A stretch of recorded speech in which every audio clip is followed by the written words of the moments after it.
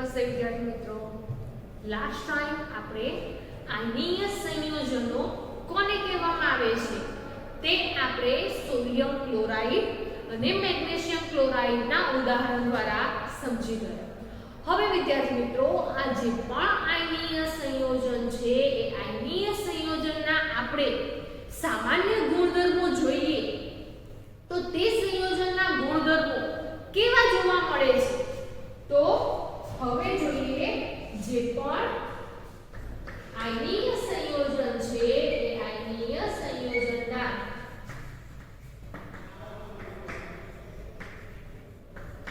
સામાન્ય ગુણધર્મો.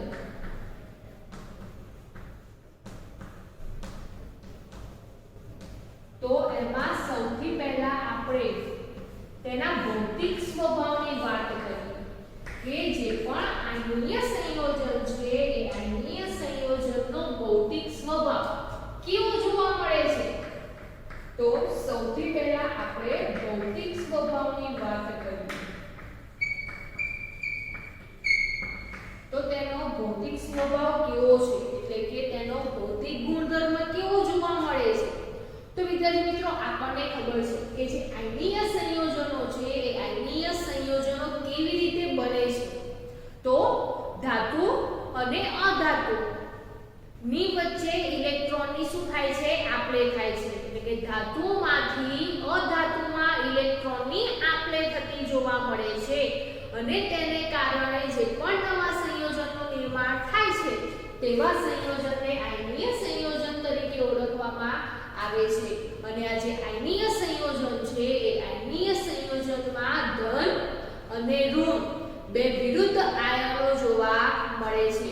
તો અહીંયા આયનીય સંયોજન છે એ આયનીય સંયોજનમાં આપણે ભૌતિક સ્વભાવની વાત કરીએ તો આયનીય સંયોજનમાં ધન અને ઋણ વિરુદ્ધ આયનો જોવા મળે છે. હવે આ જે પણ વિરુદ્ધ આયનો છે એ વિરુદ્ધ આયનો વચ્ચે કેવો બંધ જોવા મળે છે. તો ધન અને ઋણ બે આયનો કેવા છે તો બંને આયનો એકબીજાથી જુદા છે, વિરુદ્ધ છે. તો વિરુદ્ધ આયનો વચ્ચે કેવો બંધ જોવા મળે છે. તો વિરુદ્ધ આયનો વચ્ચે પ્રબળ આકર્ષણ બળ જોવા મળે છે. તો વિદ્યાર્થી મિત્રો, અહીંયા જે પણ આયનીય સંયોજન છે એ આયનીય સંયોજનમાં ધન અને ઋણ વિરુદ્ધ આયનો જોવા મળે છે અને એ આયનો વચ્ચે પ્રબળ આકર્ષણ બળ જોવા મળે છે, જેને કારણે જે આયનીય સંયોજન છે એ આયનીય સંયોજન કેવા જોવા મળે છે, ઘન સ્વરૂપમાં જોવા મળે છે અને થોડા સખત હોય છે. તો અહીંયા ધન અને ઋણ બે વિરુદ્ધ આયનો વચ્ચે પ્રબળ આકર્ષણ બળ હોવાને કારણે જે આયનીય સંયોજન છે એ આયનીય સંયોજન કેવા જોવા મળે છે, ઘન સ્વરૂપમાં જોવા મળે છે અને થોડાક સખત જોવા મળે છે. એટલે કે જે આયનીય સંયોજન છે એ આયનીય સંયોજન બરડ હોય છે. એટલે કે તેમને થોડુંક દબાણ આપવામાં આવે શું થાય છે તો થોડુંક દબાણ આપતા તે તૂટી જાય છે. તો અહીંયા આપણે ઉદાહરણ તરીકે સોડિયમ ક્લોરાઇડ એટલે કે મીઠાની વાત કરીએ અને મીઠાનું ઘન સ્વરૂપ એનું સ્ફટિક સ્વરૂપની વાત કરીએ. ઉદાહરણ તરીકે આપણે તેને આખું મીઠું તરીકે પણ ઓળખીએ છીએ. તો એ આખા મીઠાની વાત કરીએ તો એ આખા મીઠા એનું સ્વરૂપ કેવું જોવા મળે છે તો એનું સ્વરૂપ ઘન સ્વરૂપ જોવા મળે છે અને એને થોડુંક દબાણ આપવામાં આવે તો શું થાય છે તો એને થોડુંક દબાણ આપીએ તો એ જે મીઠાનો ટુકડો છે એ મીઠા શું થાય છે એ તૂટી જાય છે. તો આ આયનીય સંયોજન તેના ઘન સ્વરૂપમાં જોવા મળે છે, થોડાક સખત જોવા મળે છે એટલે કે બરડ હોય છે અને તેને થોડુંક દબાણ આપતા તે તૂટી જાય છે. ત્યાર પછી વિદ્યાર્થી મિત્રો આપણે બીજા નંબરે જોઈએ તેનું ગલન બિંદુ અને ઉત્કલન બિંદુ. જેમ આપણે ધાતુ તત્વો અને અધાતુ તત્વોના ભૌતિક ગુણધર્મોમાં સમજીને આવ્યા છે કે ધાતુ તત્વોના ગલન બિંદુ અને ઉત્કલન બિંદુ કેવા હોય છે? ઊંચા હોય છે, જ્યારે અધાતુના કેવા જોવા મળે છે? નીચા જોવા મળે છે. તેવી જ રીતે હવે અહીંયા આપણે આયનીય સંયોજનના ગલન બિંદુ અને ઉત્કલન બિંદુની વાત કરીએ તો કેવા જોવા મળે છે? તો વિદ્યાર્થી મિત્રો અહીંયા જે પણ આયનીય સંયોજન છે એ આયનીય સંયોજનના ગલન બિંદુ અને ઉત્કલન બિંદુ કેવા જોવા મળે છે? તો સૌથી ઊંચા જોવા મળે છે. તો ગલન બિંદુ અને ઉત્કલન બિંદુ શા માટે ઊંચા હોય છે? તો અહીંયા આપણે સમજી ગયા કે જે પણ આયનીય સંયોજન છે એ આયનીય સંયોજનના જે પણ આયનો છે એ આયનો વચ્ચે કેવો બંધ જોવા મળે છે? તો આયનીય બંધ જોવા મળે છે. અને આયનીય બંધ આયનો વચ્ચે કયું બળ લાગે છે? તો આયનીય બળ વચ્ચે પ્રબળ આકર્ષણ બળ લાગે છે. અને એ આકર્ષણ બળ કેવું છે? વધારે છે. જેથી કરીને આ જે આયનીય સંયોજન છે એ આયનીય સંયોજનમાં જે બે આયનો છે એ બંને આયનો વચ્ચેનો જે આયનીય બંધ છે એ આયનીય બંધ તોડવા માટે વધારે પ્રમાણમાં ઉષ્મા મુક્ત કરવી પડે, એટલે કે એ સંયોજનને વધારે પ્રમાણમાં ઉષ્મા આપવી પડે, જેથી કરીને તેનું ગલન બિંદુ અને ઉત્કલન બિંદુ કેવું જોવા મળે છે? જેથી કરીને તેનું ગલન બિંદુ અને ઉત્કલન બિંદુ ઊંચું જોવા મળે છે. તો ગલન બિંદુ ઉત્કલન બિંદુ સૌથી ઊંચા હોય છે. કેમ? તો આયનો વચ્ચે પ્રબળ આકર્ષણ બળ હોય છે, જેથી કરીને આકર્ષણ બળ તોડવા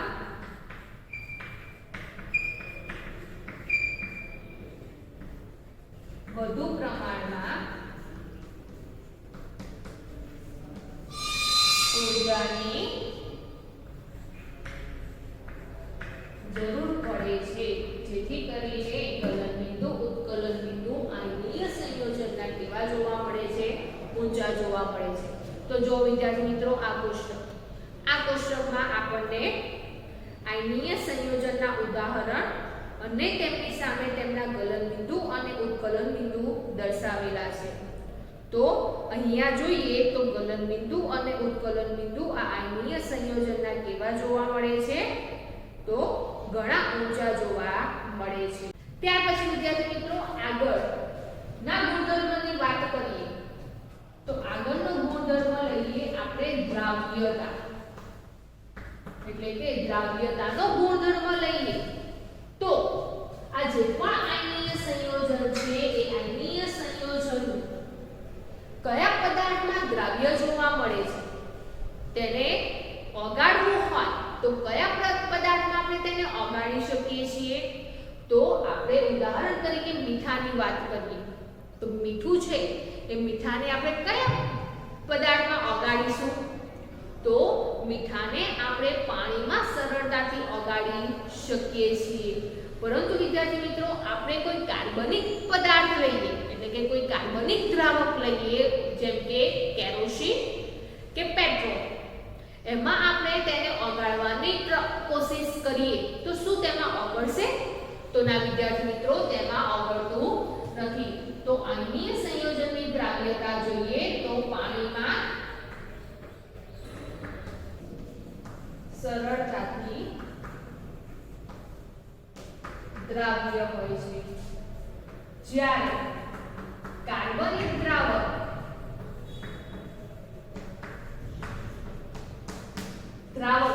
કોને કહેવામાં આવે છે? તો દ્રાવ્ય પદાર્થને આપણે જેમાં ઓગાળીએ છીએ તે પદાર્થને શું કહેવામાં આવે છે? દ્રાવક તરીકે ઓળખવામાં આવે છે. તો અહીંયા કાર્બનિક દ્રાવકો જેવા કે કેરોસીન અને પેટ્રોલની વાત કરીએ તો તેમાં શું થાય છે? આયનીય સંયોજનો દ્રાવ્ય થતા નથી, એટલે કે કેવા જોવા મળે છે? અદ્રાવ્ય કાર્ય જોવા મળે છે. અને તેવી રીતે હવે આગળના ગુણધર્મની વાત કરીએ અને આગળનો ગુણધર્મ છે વિદ્યુતનું વહન. તો આ જે પણ આયનીય સંયોજન છે તેમાં વિદ્યુતનું વહન થાય છે તો તે વિશે સમજીએ. તો વિદ્યાર્થી મિત્રો આપણે ધોરણ 8 માં સમજીને આવ્યા છીએ કે જે મીઠું છે એ મીઠાના ઘન સ્વરૂપમાં વિદ્યુતનું વહન થઈ શકતું નથી, પરંતુ એ મીઠાને જ્યારે પાણીમાં ઓગાળવામાં આવે છે, તેનું જલીય દ્રાવણ બનાવવામાં આવે છે, ત્યારે એ મીઠાના જલીય દ્રાવણમાંથી વિદ્યુતનું વહન થઈ શકે છે. તો વિદ્યાર્થી મિત્રો આપણે સમજીને આવ્યા છે કે જે પણ કોઈ દ્રાવણ છે એ દ્રાવણોમાં વિદ્યુતનું વહન થાય છે. તો જે પણ કોઈ આયનીય સંયોજન છે એ આયનીય સંયોજનનો પાણીમાં બનાવેલું દ્રાવણ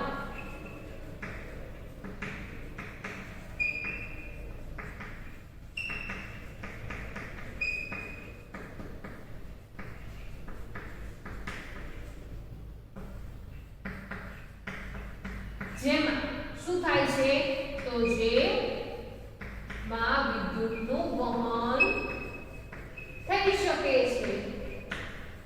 એટલે કે એ જે પણ આયનીય સંયોજનનું જે દ્રાવણ છે એ દ્રાવણ વિદ્યુતનું કેવું જોવા મળે છે તો વિદ્યુતનું સુવાહક જોવા મળે છે. શા માટે વિદ્યાર્થી મિત્રો અહીંયા જે પણ આયનીય સંયોજન છે એનું જલીય દ્રાવણ વિદ્યુતનું સુવાહક જોવા મળે છે, એટલે કે તેમાંથી વિદ્યુતનું વહન થઈ શકે છે.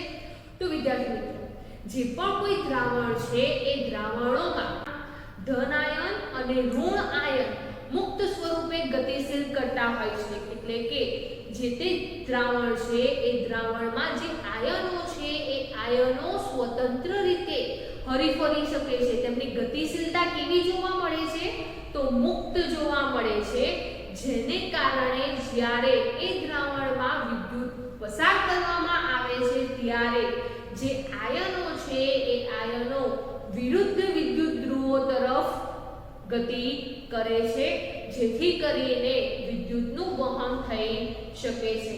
તો જે આયનીય સંયોજન છે એ આયનીય સંયોજનનો જે દ્રાવણ છે એ દ્રાવણ વિદ્યુતનું કેવું જોવા મળે છે સુવાહક જોવા મળે છે. કેમ તો તેમાં ધન આયન અને ઋણ આયન બે આયનો કેવા જોવા મળે છે તો દ્રાવણમાં મુક્ત અવસ્થામાં જોવા મળે છે. તો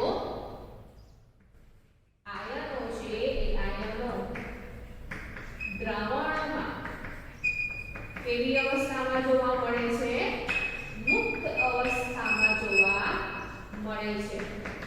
તેવી જ રીતે વિદ્યાર્થી મિત્રો હવે આપણે ઘન સ્વરૂપની વાત કરીએ.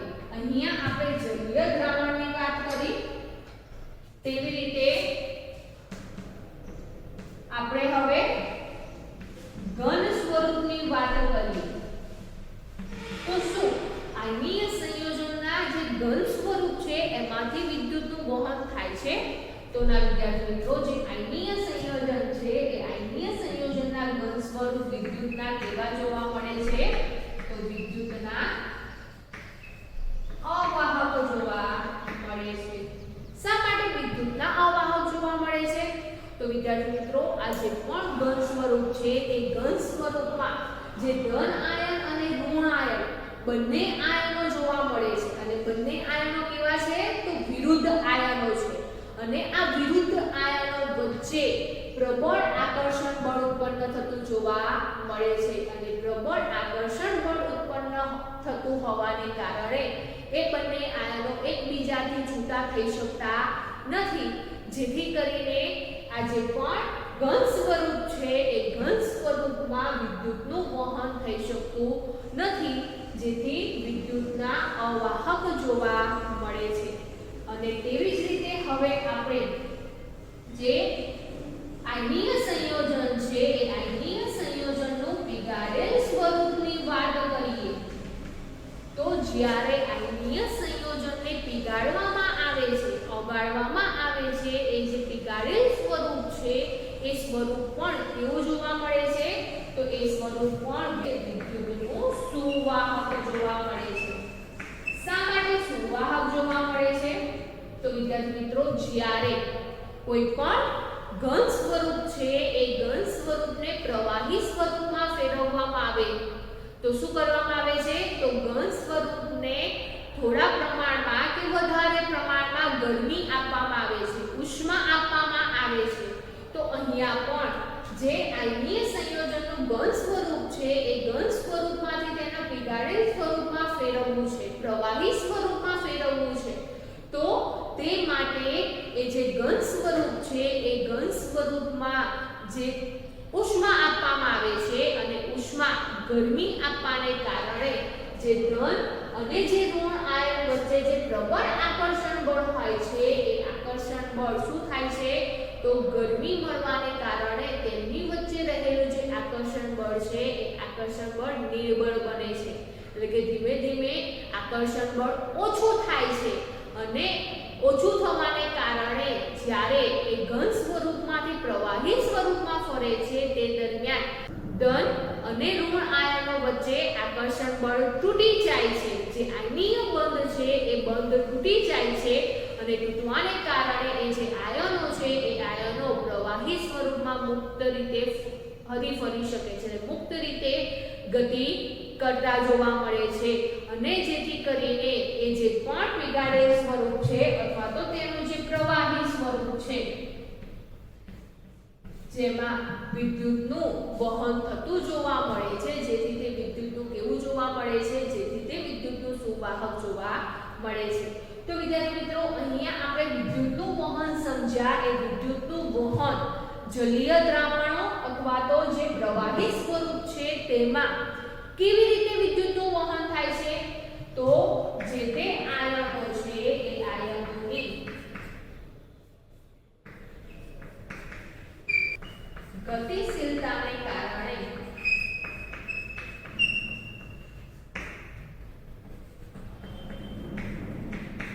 શું થાય છે?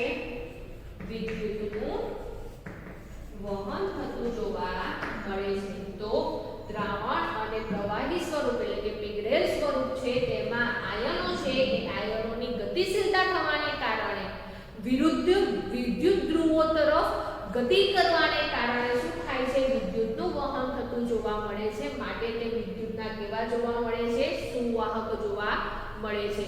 તો આમ આ જે પણ આયનીય સંયોજનો છે એ આયનીય સંયોજનમાં આ પ્રમાણેના ગુણધર્મો જોવા મળે છે. ત્યારબાદ વિદ્યાર્થી મિત્રો, આ જે પણ કોઈ ધાતુ છે એ ધાતુ આપણે સૌથી પહેલા સમજી ગયા કે પૃથ્વી પર 118 તત્વો મળી આવ્યા છે. એ જે પણ તત્વો છે એ તત્વો ક્યાંથી મળી આવ્યા છે, કેવી રીતે મળી આવ્યા છે અને કેવા સ્વરૂપે મળી આવ્યા છે તેની વાત કરીએ તો જોઈએ હવે ધાતુની પ્રાપ્તિ.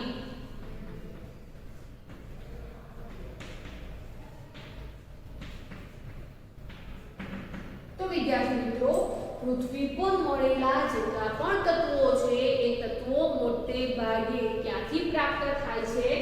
તો પૃથ્વી છે એ પૃથ્વીના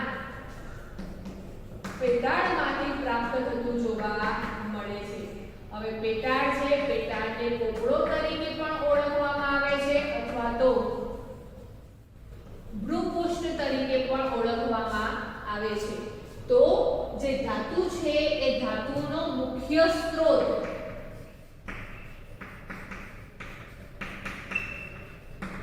કયો છે? તો ધાતુનો મુખ્ય સ્ત્રોત પૃથ્વીનું પેટાળ છે. એટલે કે પૃથ્વીના પેટાળમાંથી જે તે ધાતુ છે એ ધાતુ મળી આવે છે. તો ધાતુના સ્ત્રોત પૃથ્વીનો પેટાળ છે અથવા તો પૃથ્વીના ભૂપૃષ્ઠમાંથી અથવા તો પૃથ્વીના પોપડામાંથી ધાતુ મળી આવે છે. હવે વિદ્યાર્થી મિત્રો, આ જે પણ ધાતુ તત્વો છે એ ધાતુ તત્વો કયા સ્વરૂપે પૃથ્વીના પેટાળમાંથી મળી આવે છે? તો વિદ્યાર્થી મિત્રો, આ જે પણ કોઈ ધાતુ તત્વો છે એ ધાતુ તત્વો એમાં કેટલાક ધાતુ કેટલીક ધાતુ મુક્ત સ્વરૂપે જોવા મળે છે, જ્યારે બીજી કેટલીક ધાતુ છે એ સંયોજન સ્વરૂપે જોવા મળે છે। તો વિદ્યાર્થી મિત્રો અહીંયા મુક્ત સ્વરૂપ અને સંયોજન સ્વરૂપ એટલે શું? તો મુક્ત એટલે શુદ્ધ,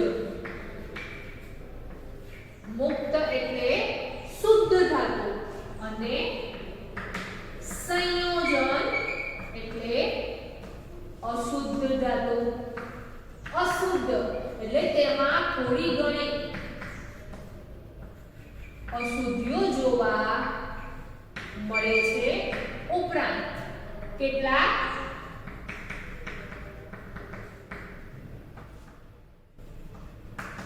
સંયોજનો પણ જોવા મળે છે।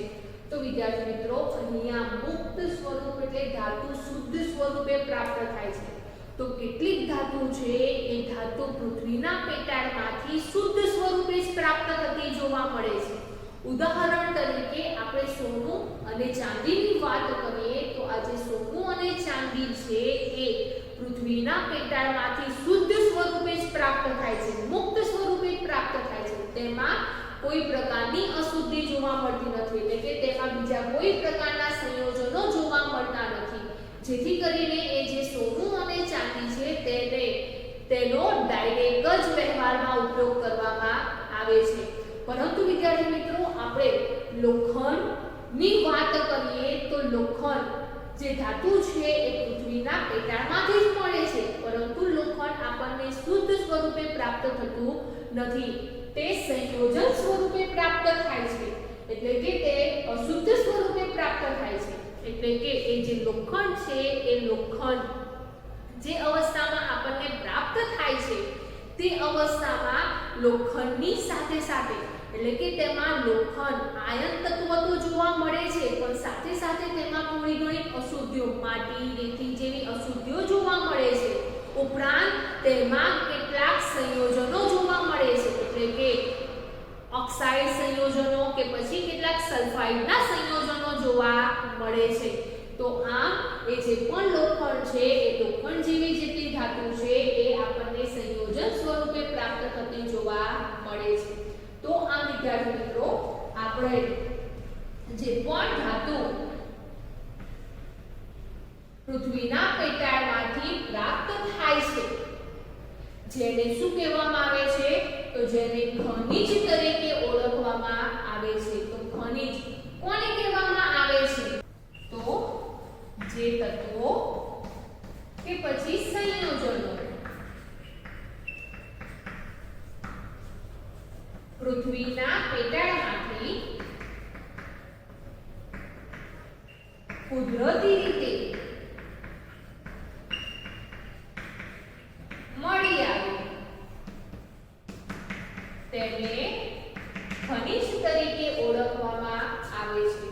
ત્યારબાદ વિદ્યાર્થી મિત્રો આપણે અહીંયા સંયોજન સ્વરૂપમાં જોયું કે કેટલીક ધાતુ તેના સંયોજન સ્વરૂપે પ્રાપ્ત થાય છે, એટલે કે તે જે ધાતુ છે એ ધાતુમાં ઓક્સાઇડ સલ્ફાઇડ જેવા સંયોજનો જોવા મળે છે, એ ધાતુ સિવાય બીજા કેટલાક સંયોજનો જોવા મળે છે, અને એવી જે ખનિજ છે એવું જે તત્વ છે કે એવું જે સંયોજન છે જેને કાચી ધાતુ તરીકે ઓળખવામાં આવે છે। તો કાચી ધાતુ કોને કહેવામાં આવે છે? તો કાચી ધાતુ એટલે જે ખનિજમાં સારા પ્રમાણમાં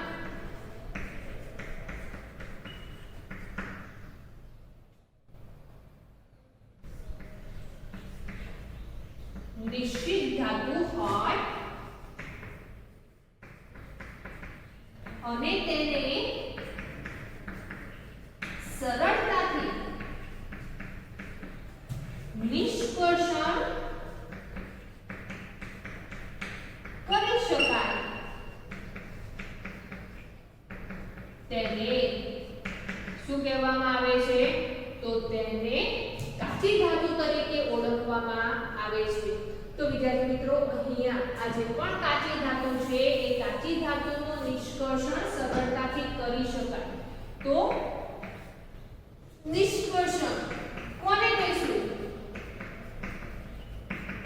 તો આ જે પણ ખનિજ છે એ ખનિજમાં જે આપણને સંયોજન સ્વરૂપે પ્રાપ્ત થયેલી જે ધાતુ છે એ ધાતુ આપણે શુદ્ધ સ્વરૂપમાં મેળવવી છે. તો શુદ્ધ સ્વરૂપમાં મેળવવા માટેની જે પદ્ધતિ છે, જે શુદ્ધ સ્વરૂપ આપણે મેળવવું છે, જેને શું કહેવામાં આવે છે? તો જેને નિષ્કર્ષણ તરીકે ઓળખવામાં આવે છે. તો એવા ખનિજ કે જેમાં સારા પ્રમાણમાં નિશ્ચિત ધાતુ હોય, એટલે કે વધુ પ્રમાણમાં ધાતુ જોવા મળે, એટલે કે ધાતુનું પ્રમાણ કેવું જોવા મળે? વધારે પ્રમાણમાં જોવા મળે, અને સંયોજન અને અશુદ્ધિઓ ઓછા પ્રમાણમાં જોવા મળે, જેથી કરીને તેનું સરળતાથી નિષ્કર્ષણ કરી શકાય, એટલે કે તેનું સરળતાથી શુદ્ધ સ્વરૂપ પ્રાપ્ત કરી શકાય તેવી જે ખનિજ છે જેને શું કહેવામાં આવે છે? કાચી ધાતુ તરીકે ઓળખવામાં આવે છે. અને તેવી જ રીતે વિદ્યાર્થી મિત્રો આપણને જે પણ આ ધાતુ મળે છે એ ધાતુમાં મોટા ભાગે શું જોવા મળે છે? તો અશુદ્ધિઓ જોવા મળે છે. હવે એ જે અશુદ્ધિઓ છે એ અશુદ્ધિઓને ગેંગ તરીકે ઓળખવામાં આવે છે. આ ઉપરાંત અહીંયા આ જે કાચી ધાતુ છે એ કાચી ધાતુને બીજા કયા નામે ઓળખવામાં આવે છે? તો કાચી ધાતુને બીજા અયસ્ક તરીકે ઓળખવામાં આવે છે. તો અયસ્ક એટલે કાચી ધાતુ, અને કાચી ધાતુ એટલે કે જે ખનિજમાં વધુ પ્રમાણમાં ધાતુ તત્વ હોય અને તેનું સરળતાથી નિષ્કર્ષણ થઈ શકતું હોય તેવા ખનિજને કાચી ધાતુ તરીકે ઓળખવામાં આવે છે. અને તેવી જ રીતે હવે ગેંગની વાત કરીએ તો ગેંગ કોને કહીશું? તો પૃથ્વીના પેટાળમાંથી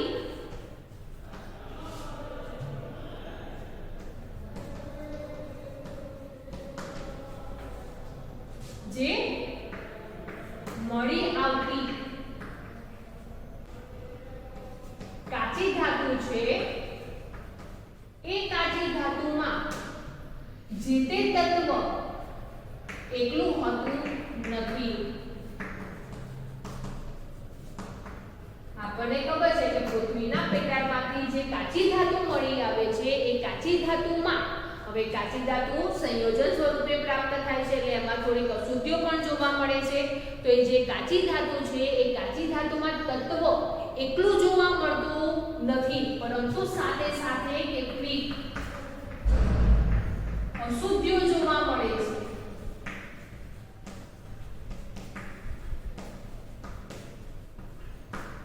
ઉદાહરણ તરીકે રેતી, માટી, કેટલાક અનિચ્છનીય પદાર્થો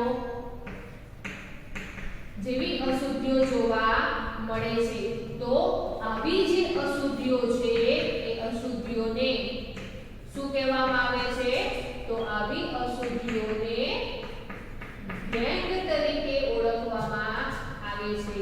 તો ગેંગ કોને કહીશું? તો ટૂંકમાં કાચી ધાતુમાં જોવા મળતી જે અશુદ્ધિઓ છે જેને ગેંગ તરીકે ઓળખવામાં આવે છે. તો આમ આ જે પણ કોઈ તત્વ છે એ તત્વ પૃથ્વીના પેટાળમાંથી પ્રાપ્ત થાય છે, જેથી કરીને આપણે કહી શકીએ કે જે ધાતુ તત્વો છે એ ધાતુ તત્વો પણ પૃથ્વીના પેટાળમાંથી પ્રાપ્ત થતું જોવા મળે છે. અને જ્યારે પૃથ્વીના પેટાળમાંથી પ્રાપ્ત થાય છે ત્યારે એ જે ધાતુ છે એ ધાતુ જુદા જુદા સ્વરૂપે પ્રાપ્ત થાય છે, એટલે કે કેટલીક ધાતુ મુક્ત સ્વરૂપે પ્રાપ્ત થાય છે, જ્યારે કેટલીક ધાતુ અશુદ્ધ સ્વરૂપે એટલે કે સંયોજન સ્વરૂપે પ્રાપ્ત થતી જોવા મળે છે. તો વિદ્યાર્થી મિત્રો, કઈ ધાતુ મુક્ત સ્વરૂપે પ્રાપ્ત થાય છે અને કઈ ધાતુ સંયોજન સ્વરૂપે પ્રાપ્ત થાય છે અને તેમનું નિષ્કર્ષણ કેવી રીતે કરવામાં આવે છે તે આપણે સક્રિયતા શ્રેણીને આધારે સમજીએ.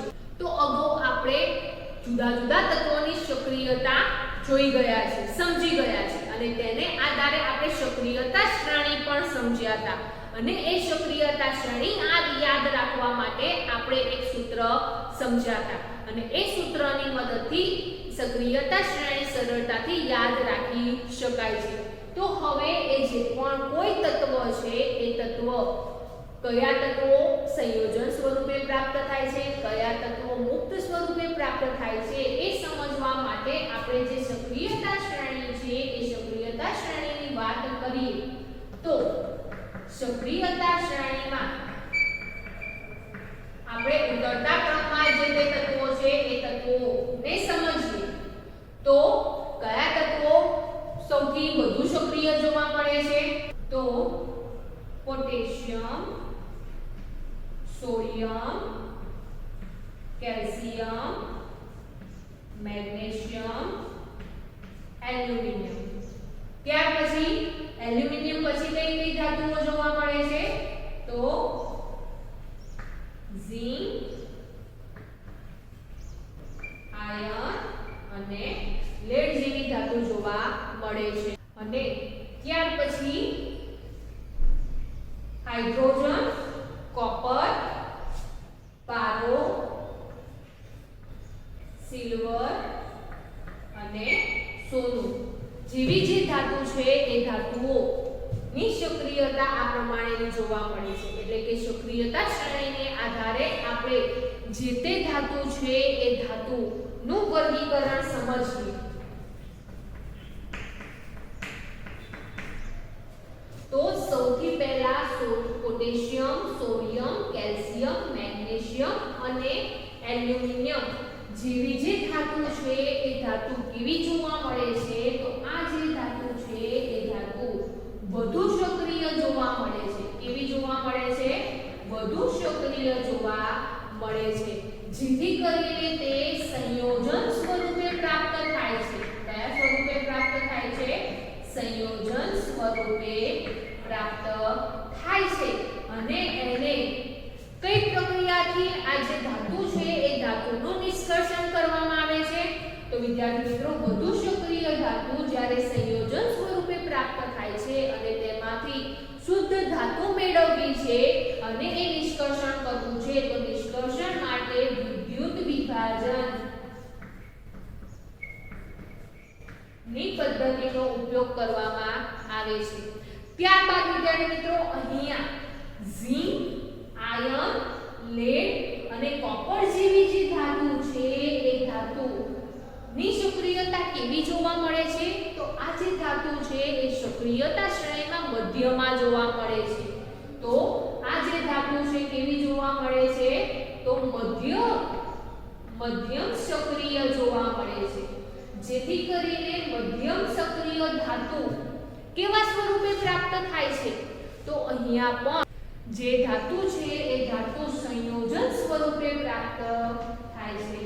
તો અહીંયા જે પણ સંયોજન છે એ સંયોજન સ્વરૂપમાંથી શુદ્ધ ધાતુ મેળવવા માટે એટલે કે તેમનું જે નિષ્કર્ષણ છે એ નિષ્કર્ષણ કઈ રીતે કરવામાં આવે છે તો અહીંયા નિષ્કર્ષણ રિડક્શન પદ્ધતિનો ઉપયોગ કરવામાં આવે છે. તો રિડક્શન માં કોનો ઉપયોગ કરવામાં આવે છે તો રિડક્શનમાં કાર્બનનો ઉપયોગ કરવામાં આવે છે. તો આમ અહીંયા જે મધ્યમ સક્રિય ધાતુ છે એ ધાતુ પણ આપણને સંયોજન સ્વરૂપે પ્રાપ્ત થતી જોવા મળે છે અને એ ધાતુનું નિષ્કર્ષણ રિડક્શન પદ્ધતિનો ઉપયોગ કરીને કરવામાં આવે છે અને એ રિડક્શન પદ્ધતિમાં કાર્બનનો ઉપયોગ થતો જોવા મળે છે. એટલે કે જે કાર્બન છે એ કાર્બન રિડક્શન કર્તા તરીકે વપરાય છે. અને તેવી જ રીતે આપણે અહીંયા સિલ્વર અને ચાંદીની વાત કરીએ તો સિલ્વર અને ચાંદી સૌથી નીચે જોવા મળે છે. તો આવી જે ધાતુ છે એની સક્રિયતા કેવી જોવા મળે છે તો આ જે ધાતુ છે એ ધાતુ ઓછી સક્રિય જોવા મળે છે, જેથી કરીને એ જે ધાતુ છે એ ધાતુ કેવા સ્વરૂપે પ્રાપ્ત થાય છે તો એ જે ધાતુ છે એ ધાતુ મુક્ત સ્વરૂપે પ્રાપ્ત થાય છે. તો વિદ્યાર્થી મિત્રો અહીંયા જે સક્રિયતા શ્રેણી છે એ સક્રિયતા શ્રેણીને આધારે જે ધાતુ છે એ ધાતુઓનું વર્ગીકરણ કરવામાં આવેલ છે અને એ વર્ગીકરણ કેવી રીતે કરવામાં આવે છે તો ઊંચી સક્રિયતા, ધરાવતી ધાતુ, તેવી જ રીતે મધ્યમ સક્રિયતા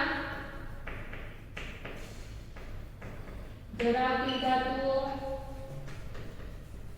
અને તેવી જ રીતે ઓછી સક્રિયતા ધરાવતી ધાતુઓ। તો વિદ્યાર્થી મિત્રો, સક્રિયતા શ્રેણીને આધારે જે તે ધાતુ છે એ ધાતુનું વર્ગીકરણ કેવી રીતે કરવામાં આવે છે, તો તેમની સક્રિયતાને આધારે તેમનું વર્ગીકરણ કરવામાં આવે છે અને તેમનું વર્ગીકરણ 3 ભાગમાં કરવામાં આવે છે: ઊંચી સક્રિયતા ધરાવતી ધાતુઓ, મધ્યમ સક્રિયતા ધરાવતી ધાતુઓ અને ઓછી સક્રિયતા ધરાવતી ધાતુઓ। તો અહીંયા જે ધાતુઓ સૌથી વધુ સક્રિય જોવા મળે છે એ બધી જ ધાતુઓનો સમાવેશ ઊંચી સક્રિયતા ધરાવતી ધાતુઓમાં થાય છે। જે ધાતુઓ મધ્યમ સક્રિય જોવા મળે છે તે મધ્યમ સક્રિયતા ધરાવતી ધાતુઓમાં તેનું વર્ગીકરણ થતું જોવા મળે છે અને જે ધાતુઓ સૌથી ઓછી સક્રિય જોવા મળે છે તેવી ધાતુઓનો સમાવેશ ઓછી સક્રિયતા ધરાવતી જે ધાતુઓ છે તેમાં થતો જોવા મળે છે। આ ઉપરાંત વિદ્યાર્થી મિત્રો, કેટલીક વખત જે ચાંદી છે એ ચાંદી અને જે કોપર છે એ કોપર સંયોજન સ્વરૂપે પ્રાપ્ત થતું જોવા મળે છે। એટલે કે કેટલીક વખત જે ચાંદી છે એ ચાંદી મુક્ત અવસ્થામાં નહીં પરંતુ તેના સલ્ફાઇડ અથવા તો ઓક્સાઇડ સ્વરૂપે પ્રાપ્ત થતું જોવા મળે છે। તો આમ વિદ્યાર્થી મિત્રો, કેટલીક વખત કોપર અને જે ચાંદી છે એ ચાંદી પૃથ્વીના પેટાળમાંથી જ આપણને સંયુક્ત સ્વરૂપે એટલે કે સંયોજન સ્વરૂપે પ્રાપ્ત થતું જોવા મળે છે। આ ઉપરાંત વિદ્યાર્થી મિત્રો, પૃથ્વીના પેટાળમાંથી મળી આવતી જે પણ કોઈ કાચી ધાતુ છે એ કાચી ધાતુ મોટે ભાગે તેના ઓક્સાઇડ સ્વરૂપે જોવા મળે છે। શા માટે ઓક્સાઇડ સ્વરૂપે જોવા મળે છે? તો મોટા ભાગની કાચી ધાતુ તેના ઓક્સાઇડ સ્વરૂપે પ્રાપ્ત થતી જોવા મળે છે કારણ કે જે ધાતુ છે એ ધાતુ ઓક્સિજન સાથે સરળતાથી પ્રક્રિયા કરી શકે છે, જેથી કરીને આપણને કાચી ધાતુના ઓક્સાઇડ પ્રાપ્ત થતા જોવા મળે છે। તો આમ સક્રિયતા શ્રેણીને આધારે જે તે ધાતુ છે એ ધાતુઓને 3 ભાગમાં વિભાજિત કરવામાં આવેલ છે।